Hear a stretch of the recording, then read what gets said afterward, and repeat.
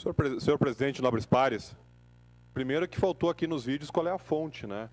Porque esses vídeos apócrifos aí, isso não faz parte da democracia, até porque lá na Constituição Federal está escrito que é livre a manifestação vedado anonimato, né? Então esses vídeos aí são vídeos apócrifos e não dão o contexto.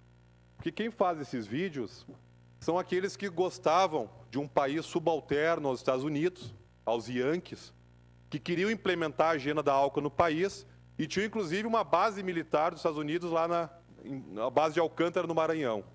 Então, são essas pessoas que vêm fazer um discurso aqui de extrema-direita.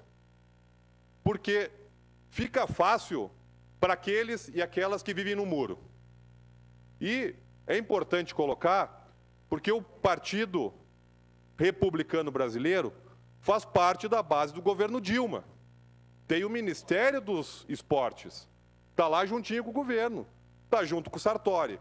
Porém, faz o discurso que quiser, porque está em cima do muro. Vossa Excelência, vereador Daniel Guerra, se elegeu tendo no seu panfleto prefeito Alceu Barbosa Velho. Assim como na legislatura anterior, Vossa Excelência se elegeu estando escrito prefeito Sartori. Então aí fica fácil. Mas na democracia, nós temos que reverenciar quem tem posição política. Eu defendo o governo federal na hora boa, na hora em que os aliados se fartam de cargos e na hora ruim. Isso é importante para a democracia, porque o eleitor não sabe mais. Não existe fidelidade partidária, não existe coerência do discurso e o muro cada vez vai alargando mais. Então eu acho importante fazer o debate real, porque em Caxias do Sul a economia está sendo fomentada em muito graças aos investimentos do governo federal. As obras do SIM, as obras de habitação, a UPA Zona Norte, que agora recebeu R$800 mil do governo federal, e um conjunto de obras que movimentam a economia. Eu defendo um país que tenha um mercado amplo para comercializar, como é a política internacional do governo federal, que, aliás, até 2014, eu não vi ninguém criticar a política internacional do governo federal, porque ela está correta. Porque ela não fica refém dos Estados Unidos, do eixo europeu. Hoje, o Brasil comercializa com a Ásia, e quando a gente fala dessas obras em alguns países, são empresas brasileiras. Empresas brasileiras que, na maior parte, compram os insumos do Brasil, porque esses países não têm tecnologia para fazer essas obras. Então, quem tem uma visão grande de país, de nação, não vem com um discurso tacanho desse de tentar diminuir o Brasil, porque era bonito quando ficava refém dos Estados Unidos ou quando as pessoas viajam para Miami, aí se sentem no paraíso. Mas a vida real ela é um pouco diferenciada. Senhor presidente, acho importante a gente voltar no debate aqui trazido pelo vereador Toigo. Primeiro, lamentar que esta casa política não teve a coragem de se manifestar ontem quando nós colocamos uma moção importante. A tática da base do governo Sartori aqui na casa preferiu o silêncio. E é importante frisar, é algo que tem que ser estudado por uma banca de cientistas políticos, talvez, pessoas estudadas, que conheçam, para tentar entender como que a base do governo Sartori, com o caos instaurado, parcelando o salário de servidores, é mais forte que a base do governo Alceu. É um fenômeno a ser estudado, porque é inadmissível uma casa que tem o dever de representar a população lá fora, se manifestar favorável ao aumento de impostos, enquanto ali fora eu não vi, pelo menos, nenhum cidadão, nenhum empresário e, inclusive, pessoas filiadas a partidos que estão no governo Sartori defender o aumento de impostos. Primeiro, porque a sociedade não tolera, a carga já é alta demais. Já foi ouvido demais aqui nessa tribuna, nessa casa, pelos jornais, que a carga tributária alta é elevada demais. E nós concordamos. Segundo aspecto é que quando se aumenta impostos, o que acontece? Se retira dinheiro da economia, se retrai mais a economia, se resolve parcialmente o problema do público, mas gera uma crise no privado. Então isso tem que ser repudiado. Não há argumento plausível trazido para justificar este absurdo, este crime de parcelar salário de servidores públicos.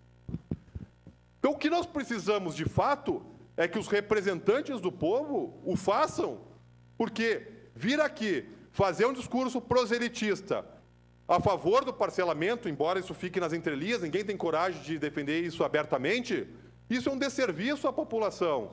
Ninguém admite. Isso, inclusive, gera uma crise no privado. E todo esse discurso de calamidade é um discurso para poder implementar as maldades que estão sendo pensadas, como aumento de impostos. E aí, o vereador Insert faz a seguinte afirmação. Acho que as pessoas não lêem jornal ou não estão ao par da situação do Estado. Alguns, talvez, não viram a campanha eleitoral que o então candidato Sartori questionava o uso dos depósitos judiciais pelo governador Tarso. O governador Sartori, ele tinha uma equipe de marketing, fazia uma propaganda bonita, mas em nenhum momento ele disse que ia aumentar impostos, que ia parcelar o salário dos servidores, inclusive criticava até os depósitos judiciais, o uso. O que chamar disso se não um estelionato eleitoral? A maior enganação que já se viu no estado do Rio Grande do Sul. Nós podemos fazer esse discurso porque nós somos coerentes.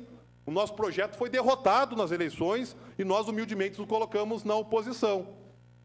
Mas o secretário da Fazenda, que foi o grande elaborador do parcelamento, ele recebe o salário dele em dia da Câmara dos Deputados. Uma declaração, bancada do PDT. O deputado Vieira da Cunha, hoje secretário, recebeu em dia os seus proventos. Então, é uma distância entre os nossos representantes e a população que gera esse caos.